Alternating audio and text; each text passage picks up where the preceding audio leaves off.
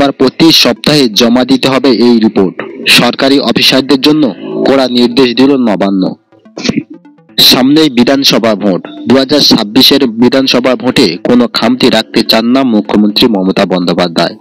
যাতে সমস্ত কাজ দ্রুত এগোয় তা জানতে এবার বিশেষ ফরমান জারি করলেন মুখ্যমন্ত্রী মমতা বন্দ্যোপাধ্যায়। দলের রাশ আগেই নিজের হাতে নিয়েছিলেন মুখ্যমন্ত্রী।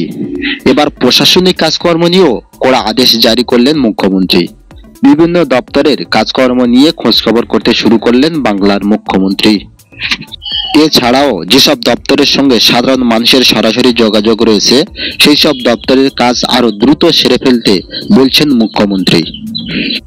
জানা গিয়েছে প্রত্যেক দপ্তরের কাজ কতটা এগোচ্ছে তার সাপ্তাহিক রিপোর্ট চেয়েছেন মুখ্যমন্ত্রী মমতা বন্দ্যোপাধ্যায়। এই দপ্তরগুলি তালিকায় রয়েছে পূর্ত ও জনস্বাস্থ্য কারিগরি, পৌর ও নগর উন্নয়ন, কৃষি, সেচ ও জলসম্পদ, পরিবহন, স্বাস্থ্য সহ আরো বেশ কয়েকটি। সরাসরি সাধারণ মানুষ এই দপ্তরগুলির সঙ্গে যোগাযোগ রাখে। এই নিয়ে বিধানসভার অধিবেশনের পর মন্ত্রী পুলক রায় ও তার দপ্তরের অফিসারদের সঙ্গে বৈঠক করেন মুখ্যমন্ত্রী মমতা বন্দ্যোপাধ্যায়। এই বৈঠকে ছিলেন মন্ত্রী ফিরহাদ হাকিম, পঞ্চায়েত মন্ত্রী প্রদীপ মজুমদার, কৃষি মন্ত্রী শোভনদেব চট্টোপাধ্যায় এবং সেচ ও জলসম্পদ উন্নয়ন মন্ত্রী মানস ভূঁইয়া।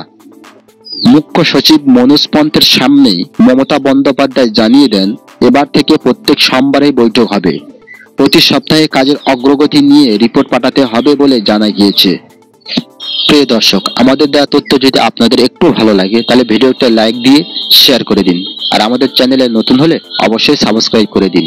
আর আপনাদের মতামত অবশ্যই কমেন্ট বক্সে জানিয়ে দিন।